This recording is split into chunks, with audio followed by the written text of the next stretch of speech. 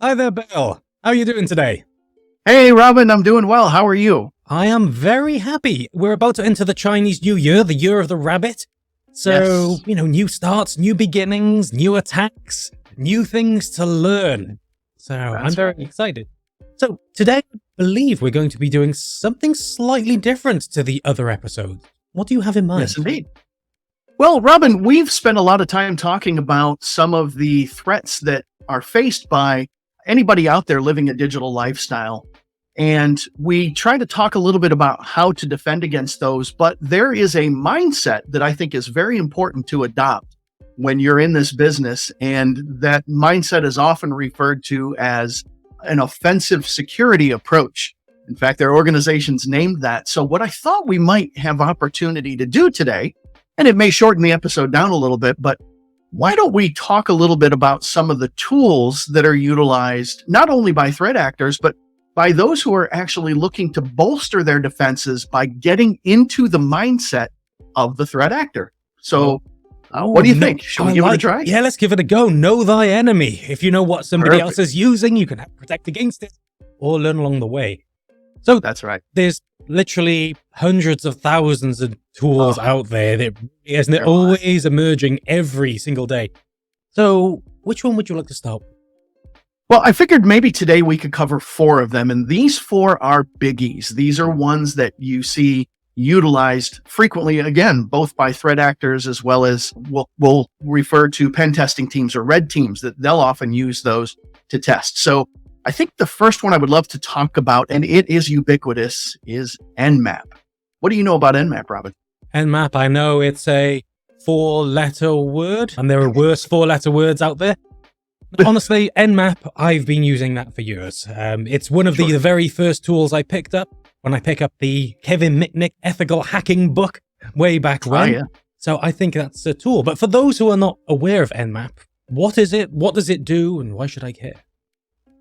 Sure. So if any of our listeners want to learn more about it, they can simply browse over to nmap.org. That is the repository of not only Nmap itself, but the documentation around it, discussion around it, roadmaps, and so forth. But this tool, and it doesn't surprise me that you've used it, Robin, it is considered one of the basics. This tool is 25 years old.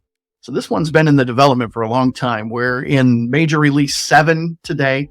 This tool has a really interesting history. It was created by Gordon Lyon. Now, not a lot of people know who Gordon Lyon is, but if you are familiar with the cybersecurity realm or I'll air quote it, the hackers realm, you might know him as Fyodor Vaskovich. That's kind of the pseudonym that Gordon has used through the years. He originally published the source code and the discussion around this tool, as I said, 25 years ago in an e-magazine called Phrack Magazine. Phrack, right? We have to spell it that way. Really, really fun. But the tool itself, I guess maybe the simplest way to say it, and then we can dig in a little bit more, is it is a packet crafting tool for looking at networks, and the tool itself will actually analyze the responses of those shaped packets. And maybe we can dig in a little more on that, but that is what it is at a high level. Yeah, let's dig in a little bit more. So when you're saying crafted packets, is that like a rogue fake actor, or is it somebody just writing letters to themselves? What type of fake packets can you create with Nmap? Right. So we're shaping packets, and they certainly are real packets, but often we manipulate them, and it could be TCP packets, it could be UDP packets. Mm-hmm. But what we essentially do is we send these packets against targets. Now, let's kind of blow that out a little bit, because what we're really looking at doing from a cyber perspective, we are in the kind of the reconnaissance stage and heading towards weaponization in the traditional kill chain. So what we are doing first often, and this is really typically what Nmap is used for, is to do both footprinting and fingerprinting. Now let's take a brief time out there and let's explain these two, because a lot of times in our industry, these terms are used interchangeably and they don't really mean the same thing. So what Nmap can do, first of all, is footprinting. Footprinting is trying to get the broad holistic view of whatever system it is that we're looking at or whatever network that we're looking at. It's trying to broadly understand sort of the lay of the land, then utilizing the functionality of Nmap. And Robin, having used it yourself, you know that Nmap has a lot of flags, right, that we can pass to it to change its functionality. And we are talking about a command line tool. So for any of our GUI lovers, I'm going to need you to suspend your disbelief for a moment, and we'll come back to you. But after we do that footprinting, we can then utilize those flags to do fingerprinting, which is a much deeper drilling down into the details of the environment that we're looking at. So this is going to determine, likely what is the operating system of the target or applications it's running or even versions that we can look at. So the point that we're trying to make here, Robin, is Nmap is a ubiquitous tool. It is used so frequently. It's free, right? The source code is available. It's open source. You can simply download it on pretty much any client platform and be able to begin to utilize that and to use it on perhaps your own network or your own systems to try to see what does your exposure look like to the outside world. So, great way of checking. If you're looking at becoming a penetration tester, if you're looking at becoming an ethical hacker, or maybe not so ethical, it's a great tool to start with, because understanding which vulnerabilities can appear and how to enter those vulnerabilities is often the best place to start. So Nmap is free, it's available. Should I be worried if somebody in my household or a competitor is trying to use Nmap against me? Oh, interesting. So that certainly is something to take into consideration. Listen, there is in this digital lifestyle, there is going to be an aspect of our world, even on the personal side, that could be exposed. And so Nmap can certainly, you may find that being used. Oftentimes, depending on how sophisticated your defenses are, you may not even know that it's happening. We can certainly do things like slow scans and so forth, where it doesn't tend to alert engines. However, one thing I do want to mention is that if you do go out and start using this tool, you go out, you want to try it out and so forth, or you see it being used, please keep in mind that can be interpreted as a negative act. So should you be worried? Well, potentially, you might be worried about that. But if you're using it, should you be worried? And the answer to that is you really should be a little bit cautious. I can cite a Supreme Court case out of Finland that happened not terribly long ago of a young threat actor who was attempting to access something he shouldn't. He was in those initial steps with Nmap, and the Supreme Court in Finland deemed that just the port scanning, he wasn't even able to act on anything that he found, but just the port scanning itself was deemed illegal, and the individual was convicted because of that. So please be careful. And to kind of circle back real quick to button this one up, we talked a little bit earlier about it being a command line tool, and sometimes folks that maybe aren't so familiar with command line might hope for a GUI to make their job a little easier. And certainly Nmap does have a graphical interface called ZenMap. But again, if you download this and you decide to start using it, make sure that your usage is, well, first of all, that it's legal, and second of all, that it's expected, because again, you might be able to get yourself in a little bit of hot water if you're not careful how you use these tools. I want to make it clear for everybody listening that it's a tool, just like a hammer. I can use a hammer in many legitimate ways, but if I start tapping on people's window with a hammer, that's likely going to get me in trouble. So even if you don't break the window, nobody likes you standing over them while you sleep, just tapping away. It kind of freaks people out. Police will be called, and just see that as your digital to physical manifestation. Okay. As always, Robin, you put it in the most creepy way possible. So absolutely. Thank you. It's a skill. It's a skill / curse. That's right. So Nmap, that's the basic. That's how you get in. What's tool number 2 you have in mind? Well, tool number 2 actually progresses us along that cyber kill chain. And this tool is OpenVAS. OpenVAS, spelled OpenVAS. It's the open source vulnerability scanner. It is available. Again, no charge. It is a open source tool. And its job is to scan even more deeply potential vulnerabilities that have been found. Now, the history of OpenVAS is also very nuanced. OpenVAS really spun out of the Nessus scanner, NESSUS. Nessus is now a commercial product. So what happened was this was at one time an open source to do vulnerability scanning. When it went commercial, OpenVAS basically forked off of that so that there's still a version that is freely available. Now, the way that it works is not only does it do, very similar to Nmap, where we talked about looking for those exposure points, OpenVAS ties into a feed. And this feed will give information about known vulnerabilities. It will tie it back to any number of databases that give further information about how those vulnerabilities can be exploited. What are some of the ways that we can patch it? The free community edition, for some, can be a little bit hard to find, because if you just go do a search on OpenVAS and end up at openvas.org, you're going to find yourself looking at a now commercial version of OpenVAS. So there's both a commercial version and a free version of OpenVAS. It seems like, Robin, for some reason, everybody wants to capitalize on these tools. I wonder why. Either ethically or unethically, somebody's trying to make a buck somewhere.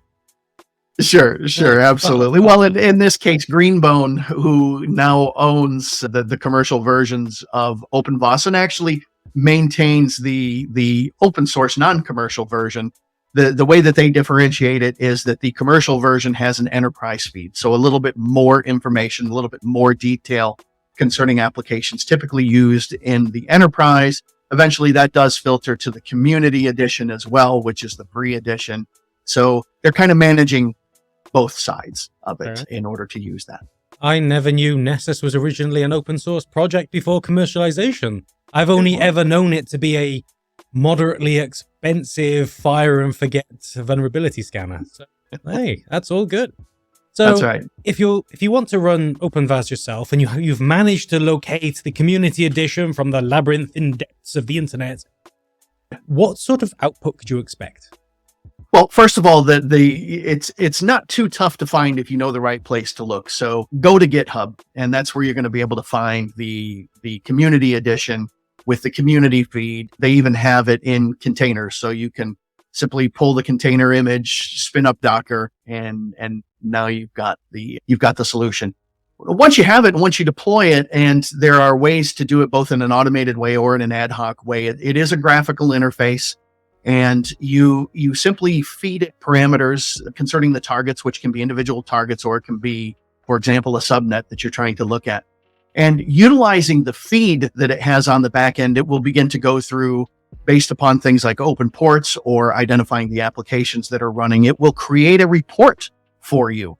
And that report will give you a listing of very high risk vulnerabilities that have been found and how they're typically exploited, as well as links on where you can go to mitigate, then of course the medium, and then the low. The nice thing about it is you do have the ability to save those reports and begin to map out your trend. So how are you doing in terms of your vulnerability management and mitigation? And that's very important to know, right? Whereas Nmap is kind of it definitely is a fire and forget scenario. In this case, OpenVAS can fire and remember, so to speak, and kind of tell you where you're heading in terms of managing and mitigating those open spots that it sees where threat actors may be able to inject themselves into your environment. Okay, so we've got a tool of Nmap. We have a package of OpenVAS. What's your third tool to mind? What's your third piece of kit? So the third tool, and some may actually argue that this isn't so much a tool for the good guys as it is for the bad guys. But again, we have to remember the mindset that we're trying to take here. Mm-hmm. Let's understand how adversaries work. And one of the ways that you can do that is to use tools to actually prove the concept out of how those vulnerabilities can be exploited. Now, this is a fun one to talk about because, Robin, I think a lot of people don't know how to say it, how to actually pronounce the tool. But the proper pronunciation is Meterpreter. Now, we'll hear people say Meterpreter, Meterpreter. It's Meterpreter. Meterpreter. The reason we know it's Meterpreter is because it is a combination of Metasploit and interpreter. It is the Metasploit interpreter. So Meterpreter, Meterpreter. So this tool is part of the Metasploit framework. So let's take a little step back there. What is Metasploit? I think everybody's heard of Metasploit, right? That's a big one. So the Metasploit framework, for those who aren't aware, it's basically a collection of tools that can be used for pen testing, red teaming. Often it's also used by threat actors. It's more than 600 tools that are a part of Metasploit. Meterpreter is a part of that. And for those who aren't aware, actually, this is just, again, a little bit of esoteric knowledge about the Metasploit framework. Metasploit is actually owned by cybersecurity firm Rapid7, but it is made available freely that folks can download it and they can begin to use it. Meterpreter itself is a nice little package. It's written in the C programming language. So, big throwback in time there that we're still writing things in C, which I think is great. I've been loving C since very, very early days. And often the client portion of it is written in Ruby. But let's kind of get down to the basics of what this thing does, Robin. What Meterpreter attempts to do is to establish a working shell from a remote system to we'll just call it the workers system. So if there is a system out there and I'm trying to gain access to it, I'm getting further down the kill chain here, where I'm trying to begin to exploit, I may be trying to pivot to other systems, I'm going to need an interactive shell. And Meterpreter is what gives me that capability. Now, it's kind of neat, Robin, the way that this works, because Meterpreter does not leave a footprint on the target system. It actually works purely in memory. So it basically uses what we refer to as DLL injection stagers. Those stagers are the pieces that establish those network connections back to the worker system. It's a little bit eerie, Robin, when you use it for the first time, because once it establishes, it doesn't even tell you that it's established. You don't get something fancy like a command prompt or anything like that. You just begin typing and magically things start happening. So you need to trust in the process, feel the force and link yourself into the computer. Who needs a terminal? They're overrated. Buttons. They're overrated. Why do we need to be prompted? Do we know what we're doing? Well, yeah. If Elon Musk's Neuralink gets to where it needs to be, we don't even need screens. Okay, we can just sit there and think about what we need to do. Let's just go ahead and automate everything, right? So, and really, that's what's so powerful about this, because it's not just doing things like reverse and giving you the ability to pivot, but it will actually allow you to push and pull data. So using Meterpreter, I can actually exfiltrate data out of an organization. Now, of course, when I start doing that, if I'm doing that over a network connection, there is always the potential that, for example, a SASE or an SSE solution is going to notice data exfiltration taking place. An intrusion prevention system might notice that something's funny here. But this is a very, very commonly utilized tool. And it's so effective because it is purely memory resident. And that makes it very hard for forensics investigators too, right? When things are located exclusively in memory, they're not leaving footprint on persistent storage. It can be very hard after the fact for cyber forensics experts to find that, unless we have done some due diligence and due care. And remember, those are two different things, right? Mm-hmm. Due diligence is discovering the possibility. Due care is putting something in place. We need to make sure that we have tools that are also monitoring memory of those critical systems, so that if somebody comes along and tries to use Meterpreter, we're going to be able to see that was indeed the case. But great tool, very, very frequently used, kind of fun to play with, Robin. These are all fun to play with. They are. I mean, if you have bad intentions, anything can be used in a bad way. But just being sat in a room on your own for a few hours, maybe the children are in bed, your partner's gone somewhere else, and you're just staring at a new open source tool and you think, ooh, let's see what I can find. Personally, that's why I got into security. That's what I found exciting, that you've got all of these building blocks and all of these toys to play.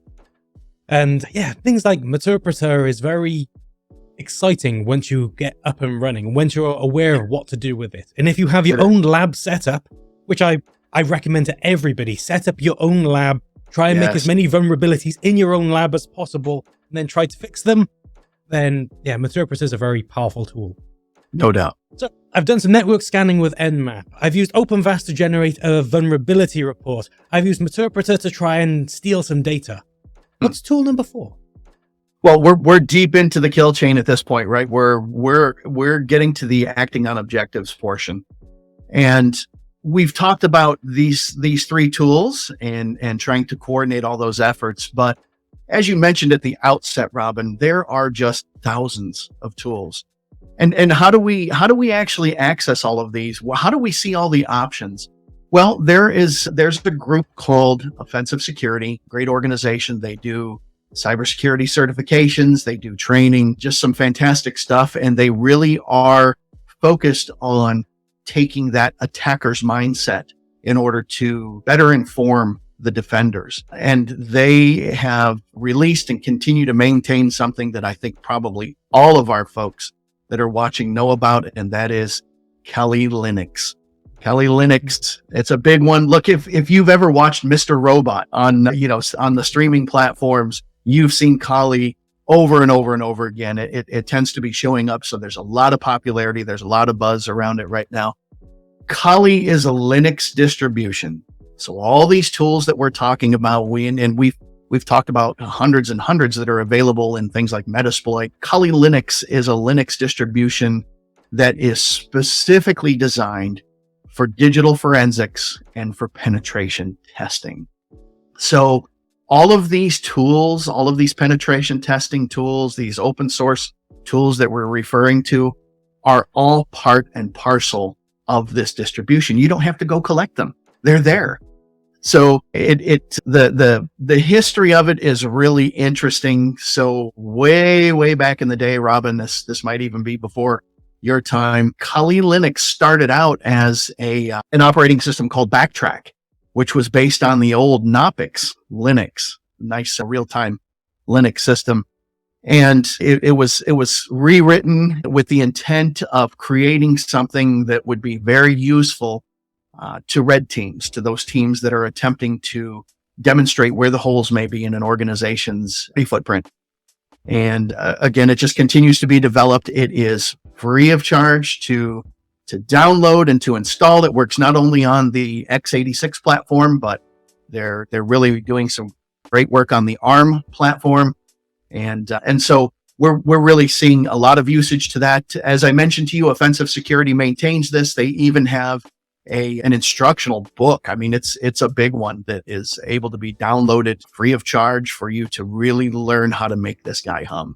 So this is a doozy. This is a fun one. Everybody knows about it because of its boom in popularity in media. Really, really good one to start to get your feet wet in penetration testing. Yeah, generally, if you come across script kiddies online, people who don't do any development themselves, they just take prepackaged.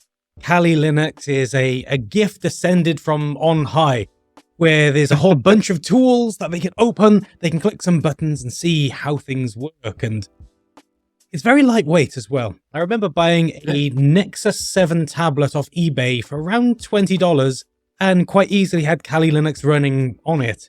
And if you pair that with a USB Wi-Fi interface, you then have a mobile device you can set up in a Starbucks, deauthenticate people from their Wi-Fi, send kill beacons, do SSL stripping and steal it all through one very hidden device. This is theoretically. I love that, Robin. I wouldn't do this for legal reasons, but theoretically, you could. Again, you were just learning the tool. No, then this is just a Debian-based Linux image with all the tools on top, and there is a tremendous amount of development going into Android versions of this. So yes, you can take a smartphone, an Android smartphone, and they've got a list of supported platforms on the site, and literally install this on a smartphone and have this ready to go so that you're able to do this on a mobile basis. Now, again, I'm not suggesting that you should do this and just freely go out there and start, disrupting Wi-Fi signals so that everybody has to re-authenticate. Look, you're going to get yourself in trouble. be careful with this hammer. Don't swing it around glass, right? Yeah. But just a wonderful set of tools. It of course can be abused. A lot of times folks will accuse people of being script kiddies just because they download Kali and they start clicking buttons and trying to do the things that, people that have been in this industry for decades, they're the ones that have developed those tools. We get that. We understand that. But as you said, again, it's a tool. It can be used for good or bad. It can be used, with good intentions and end up being very bad. So use with caution, but certainly it's a wonderful collection and a great way to get started in, again, either pen testing or in cyber forensics. So 4 tools, 4 things to go out and try if you've never tried before. But as we have mentioned multiple times, try with caution. Only do this on systems that you own and have full control of. If possible, do not have an active connection to the internet when trying this, just in case things go wrong, because everything will go wrong. The realm of cybersecurity is always protecting against the worst case. And if you have your hand on a very powerful tool, it's quite easy to accidentally point to a subnet or a range outside your control, and before you know it, you have people knocking on your door. So, especially if you work in an office building with shared Wi-Fi networks everywhere, it's very easy to break. That's right. Excellent disclaimer, Robin. So, big disclaimer, not just to cover ourselves, but to cover you as well. I remember being a lot younger, coming across a tool called Low Orbit Ion Cannon, or LOIC, which you enter an IP address, click go, and it just tries to hammer as many connections as possible. And then getting a nice call from the university IT team asking, what am I doing?